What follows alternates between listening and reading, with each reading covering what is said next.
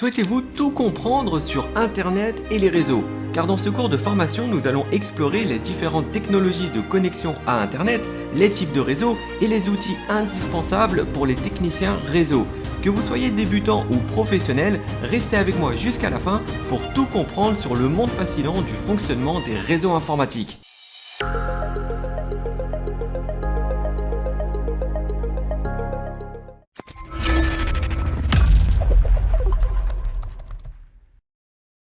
Dans ce cours, nous allons parler de tout ce qui touche à Internet et au réseau.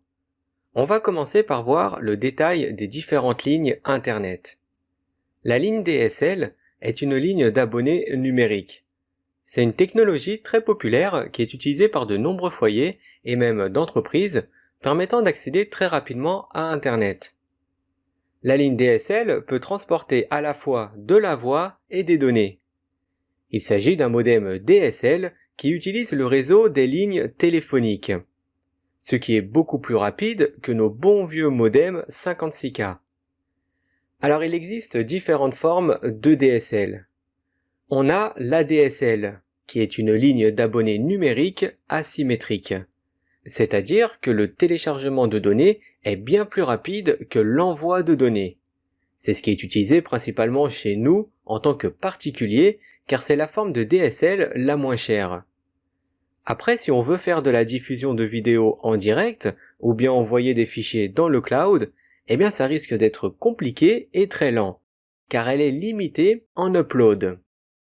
Ensuite, on a le SDSL, qui est une ligne d'abonnés numériques symétrique. Ici, les données de téléchargement et d'envoi sont les mêmes. Ce type de DSL est plutôt réservé pour les entreprises. Et on a le VDSL qui est une forme très rapide de DSL. Il peut atteindre des vitesses de 50 mégabits par seconde sur un seul fil de cuivre. Mais par contre, il ne peut pas être utilisé sur de longues distances. Pour atteindre ce débit, il faudra donc être très proche du central téléphonique. Pour les longues distances, on utilisera plutôt des câbles à fibre optique. Une autre technologie pour avoir Internet est la connexion par câble. Il s'agit d'un modem raccordé à un câble coaxial permettant de fournir des services Internet. Comme pour le DSL, le câble est aussi très rapide et peut aussi atteindre des vitesses allant à plus de 50 mégabits par seconde. Ce type de techno est généralement fourni par le même fournisseur de la télévision par câble. Passons maintenant au PSTN, qu'on retrouve avec les initiales de RTC en français. Il s'agit d'un réseau téléphonique commuté qui est le réseau historique des téléphones fixes. Rappelez-vous de nos bons vieux modems en 56K qui faisaient un bruit horrible avant de se connecter à Internet. C'est une techno obsolète à cause de sa lenteur. Aujourd'hui, les personnes qui ont goûté à la DSL ne pourraient pas revenir à une vitesse de 56K. Passons maintenant au réseau numérique ISDN. En France, on dit plutôt le réseau RNIS. Il s'agit d'une norme internationale pour de la transmission numérique sur des lignes téléphoniques traditionnelles. Pour utiliser ce type de techno, les utilisateurs devaient installer des modems RNIS. En principe, un modem standard envoie des données à une vitesse de 56K, mais un modem RNIS peut envoyer des données jusqu'à 128K. Ce type de modem n'a pas trop percé car peu de temps après est arrivée la technologie de la DSL et du câble. Voyons maintenant l'Internet par satellite. Alors le problème c'est que la communication par satellite reste assez onéreuse et c'est plutôt réservé dans des endroits où il n'y a vraiment pas de service de téléphonie, câble ou ADSL. Ce qui fait que le satellite est rarement utilisé. Alors même si on peut atteindre des vitesses assez élevées, que ce soit en upload ou en download, cette technologie comporte des latences assez élevées. Donc si vous jouez à des jeux en ligne, par exemple, eh bien ça risque de perturber la partie. Une autre méthode de connexion à Internet consiste à utiliser des points d'accès mobiles, c'est-à-dire d'utiliser le réseau cellulaire pour connecter des appareils sans fil à Internet. Les points d'accès mobiles peuvent être autonomes, comme les clés 4G, ou bien directement intégrés à son smartphone. Les opérateurs en France de réseau 4G sont Free, Orange ou Bouygues. Et en Amérique, c'est plutôt Verizon, AT&T, T-Mobile et Sprint. On va maintenant passer aux différents types de réseaux, c'est-à-dire le PAN, le LAN, le MAN et le WAN. Le PAN se traduit par réseau personnel. C'est un petit réseau qui est surtout utilisé pour connecter des appareils en Bluetooth comme son smartphone, son kit-oreillette ou bien des haut-parleurs externes. En général, on utilise les réseaux PAN pour transférer de petits fichiers comme de la musique, des photos, etc. Passons au LAN qui se traduit par réseau local.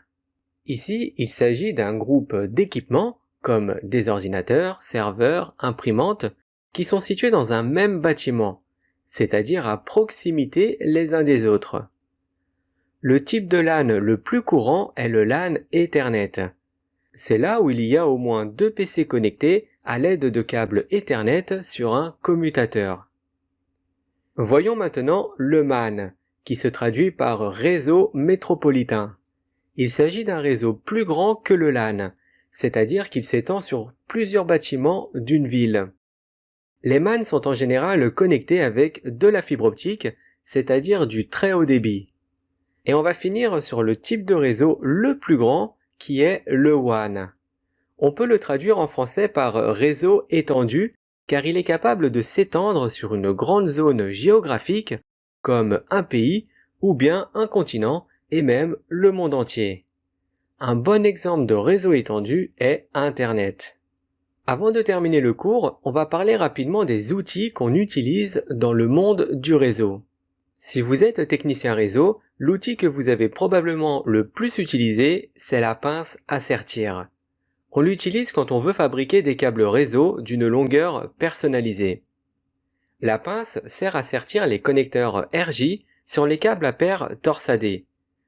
Pour cela, il suffit de dénuder le câble pour faire rentrer les fils dans le connecteur RJ et la pince viendra sertir les fils à l'intérieur de la prise. On va maintenant passer au wrapper, qui est un outil ressemblant à un tournevis. Le wrapper est un outil de frappe, permettant de perforer des fils dans une réglette. En fait, l'idée, c'est de pousser le fil à l'intérieur de la réglette, ce qui aura pour effet de le dénuder automatiquement et de couper l'excédent de fil. De cette façon, la connexion se fera entre le fil et la réglette. Un autre type de réseau que l'on va voir est le testeur de câbles RJ. Après avoir fabriqué soi-même un câble à l'aide de la pince à sertir, il est préférable de tester le câble de bout en bout pour s'assurer que les fils soient bien connectés et au bon endroit. Pour ça, il suffit d'utiliser le testeur de câbles sur chaque extrémité et vous verrez si les fils sont dans le bon ordre et bien sertis dans la fiche RJ. Passons maintenant au multimètre, qui est un appareil utilisé pour tester le courant des circuits électriques. C'est un outil assez populaire car il est utilisé pour de nombreux métiers, que ce soit pour le courant fort ou le courant faible.